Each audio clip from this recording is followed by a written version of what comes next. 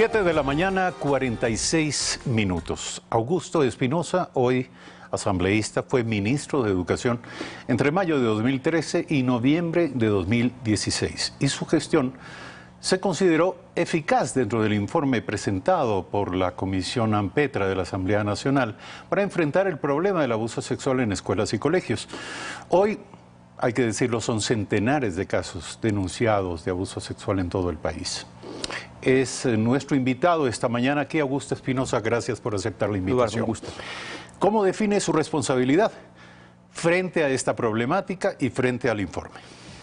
Buenos días a la ciudadanía. Primero, para poner en contexto, yo creo que es muy importante lo que dijo la asambleísta Norma Vallejo. Ya hubo un primer informe de AMPETRA en donde se analizaron los casos que fueron denunciados de abuso sexual, y en ese informe no se estableció ninguna responsabilidad de los ministros que ahora son aludidos en el segundo informe. Después, este informe yo creo que tiene que enriquecerse. Yo creo que todavía es un informe preliminar. ¿Cómo debe enriquecerse? Primero, aceptando las observaciones de los ministros cuya gestión fue evaluada. Segundo, incorporando las observaciones que se hicieron en la propia Comisión AMPETRA por parte de algunos asambleístas y que me han comentado de que no fueron incluidas a pesar de haber sido aprobadas en la votación. Y lo tercero, tiene que ser mucho más objetivo. Yo veo en este informe mucha subjetividad. ¿Cómo es que se logra mayor objetividad? Evaluando con los mismos criterios cada una de las gestiones que están siendo estudiadas. Pero eso no usted se hace señala que el informe no concluye en responsabilidades sobre los funcionarios o gestiones analizadas. El primer informe, sí, o sea, en donde se analizan los casos de abuso, no concluye ninguna responsabilidad de los ministros. Más allá de la conclusión, yo le pregunto, ¿usted se siente responsable? Ahora, miren, que es evidentemente todos tenemos que asumir una responsabilidad política. ¿Cómo define su responsabilidad? Por lo que hicimos y por lo que dejamos de hacer. El informe efectivamente puede darnos luces de cómo definir la gestión mía. Cuando uno lee el capítulo dedicado a Augusto Espinosa, cuando lee ese capítulo, lo que se ve es, no había nada en este tema. Augusto Espinosa lo implementó y le faltó completar. O sea, esa es la síntesis. Por ejemplo, no habían evaluaciones psicométricas para el ingreso a los planteles educativos de los docentes. Augusto Espinosa implementó eso como un requisito, sin embargo, esas evaluaciones podrían ser mejores. No habían departamentos de consejería estudiantil. Augusto Espinosa incorporó 4,000 consejeros estudiantiles, llegó a una cobertura del 54%, pero le faltó completar en el sector rural. No habían protocolos para responder y asignar responsabilidades a los distintos funcionarios frente a un caso de abuso sexual. Augusto Espinosa fue el primero en implementar un protocolo. Sin embargo, ese protocolo no se implementó por acuerdo ministerial, sino por una resolución. No habían juntas... Y por lo tanto no fue practicado. No, sí fue practicado. En la mayoría de los casos fue practicado. No, porque toda disposición dada por una autoridad es de cumplimiento obligatorio, no necesita estar en un acuerdo. Lo otro, Augusto Espinosa creó las juntas de resolución de conflictos, cuya obligación es denunciar los casos de abuso sexual. Creó en todo el país las 140 juntas de resolución de conflictos, pero algunas no actuaron como le correspondía. Entonces, efectivamente, nunca vamos a tener un sistema de protección de nuestros menores hasta que se elimine, se erradique completamente los abusos sexuales a nuestros estudiantes. Asambleísta, entonces, permítame, esa tarea usted hace siempre una estará evaluación. incompleta. Usted hace una evaluación que de alguna manera, imagino yo, le permite ser autoindulgente respecto de este tema.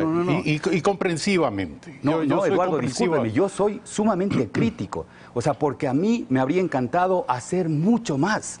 Mucho más. No lo dudo. Pero vamos a un tema concreto. Usted declaró que durante su periodo se conoció de 250 casos de abusos sexuales. Sin embargo, hoy en la Fiscalía se acumulan más de 900 denuncias al respecto. Yo le pregunto, usted pertenecía a un gobierno que valoraba enormemente lo mediático y lo publicitario.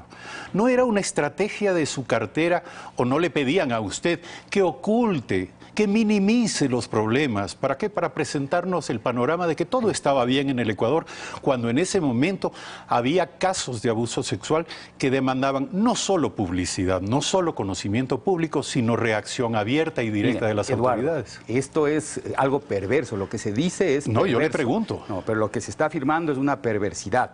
¿Por qué?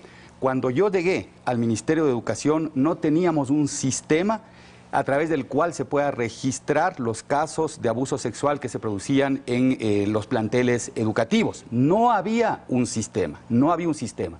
En unas declaraciones de mi comparecencia en Petra, lo que yo dije es que cuando llegué al Ministerio de Educación se me hizo conocer que en Fiscalía ya denunciados habían alrededor de 100 casos por año. Eso es lo que se me hizo conocer.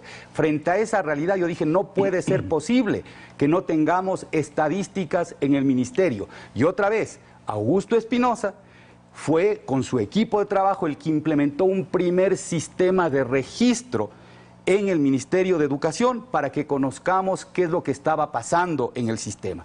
Y efectivamente, en el 2014 tenemos los primeros registros. Antes no se registraba, antes no había estadística. Tenemos los primeros registros, que son 14 registros. ¿El resultado de qué metodología? De la metodología de tener un sistema informático a través de del cual los distritos tenían la obligación de reportar los lo psicólogos, que estaba, las juntas de resolución de conflictos, correcto, los abogados de las juntas de resolución de conflictos y también los psicólogos. Entonces, ese sistema se lo implementa en el 2014, apenas 6, 7 meses después de que yo tomé posesión del cargo. Y entonces, claro, comienzan a aumentar los registros. ¿Usted le parece, Eduardo, que si alguien quería ocultar algo, habría creado e implementado un sistema de registro? Pero la pregunta es por qué, al mismo tiempo que crecían los registros, no crecían las denuncias en la Fiscalía. Pero revisen las estadísticas.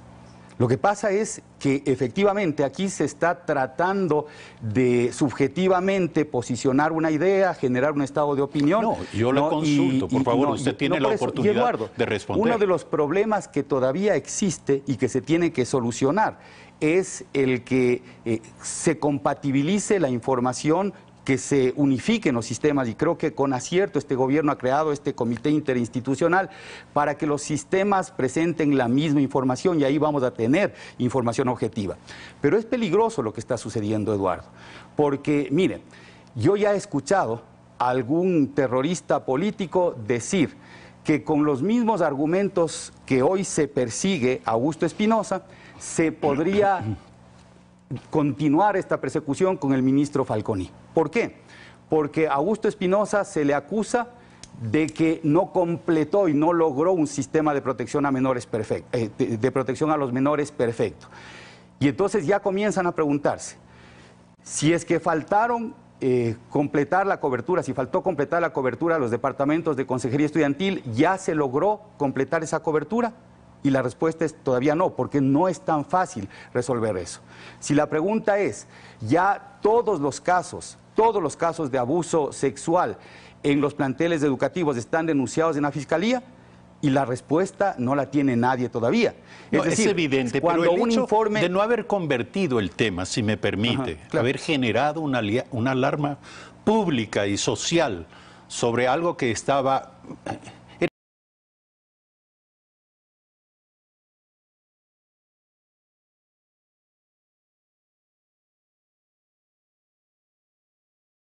que no es cierto, porque nosotros, ¿de qué manera se encendió? Nosotros lanzamos una campaña que se denominó Nunca Nadie Más, y esa campaña fue pública, está registrado en YouTube, se puede, revisen en YouTube.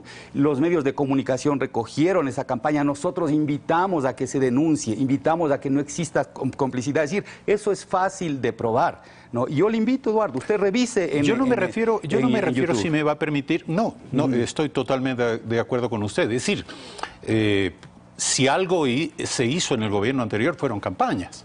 O sea, no tengo ninguna duda al respecto. La pregunta es, ¿para qué sirvió esto?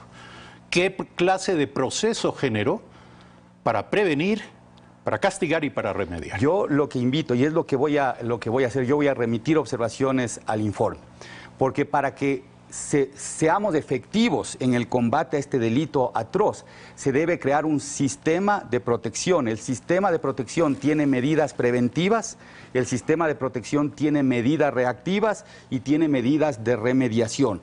Lo que yo voy a demostrar en ese informe es qué se hizo en cada una de las administraciones. Y lo que es importante, Eduardo, acá la gran conclusión de Ampetra, el trabajo de Ampetra, debería servir para construir una política de Estado alrededor de este tema, de tal manera que haya continuidad, que no venga cada ministro y diga, no, para combatir esto, no debo hacer tal cosa, el otro ministro dice otra. No, que todos los ministros hagan lo mismo y se evalúe a cada ministro en función del avance que se logró en el fortalecimiento de ese sistema de protección a menores. Porque caso contrario, lo único que está pasando en este momento es que se utilicen estos instrumentos que podrían ser valiosos para proteger la vida y la integridad de nuestros niños y jóvenes, utilicen estos instrumentos para perseguir políticamente a alguien. Y aquí no se trata de construir la imagen política de alguien o de destruir la imagen de otro. Aquí se trata de evitar que se cometan estos abusos y aquí tenemos que juntarnos. Le quiero preguntar, como ex ministro de Educación, entendemos que en este momento hay 4 millones de niñas y niños en el sistema educativo en el país. Cerca de 5 millones. Cerca de 5 millones. Pero que solo 2 millones están cubiertos por estos sistemas de evaluación psicológica en las escuelas. O sea, no de evaluación, de los departamentos de consejería estudiantil. Los departamentos de consejería estudiantil, solo 2 millones. Sí, faltan 3 millones de niños. ¿Cuál es la condición y la situación? Lo que pasó. No existía nada. Nosotros comenzamos el proceso y llegamos a cubrir alrededor del 54% con atención directa. Y establecimos que mientras se siguen fortaleciendo y creando los departamentos de consejería estudiantil en todos los planteles educativos, los consejeros de estos planteles educativos donde ya existía deberían atender a los otros. Y también se crearon las unidades de apoyo a la inclusión en cada uno de los distritos educativos que tenían también esa tarea. Eduardo, necesitamos completar efectivamente la cobertura, ¿no? Necesitamos completar. Estos son procesos que deben sostenerse en el tiempo. Si es que se le va a exigir, por ejemplo, a cualquier ministro, que de un día para otro resuelva lo que no se hizo en 30 años. Porque estas denuncias, Eduardo, en el 89, Farid Simon sacó una editorial, en 1989 ya hubo un primer informe sobre los abusos sexuales que se hizo de aquí para acá. Después, en el 2009, también otro informe que se hizo. Entonces hay que ir evaluando evidentemente, en perspectiva nadie discute, y sosteniendo este no es un problema que surgió con su gestión, este es un problema que penosamente caracteriza de manera hiriente y eso no debe ser e un indignante consuelo a la para sociedad nadie, ecuatoriana. No debe ser un antes. consuelo para nadie. No es un consuelo, evidentemente.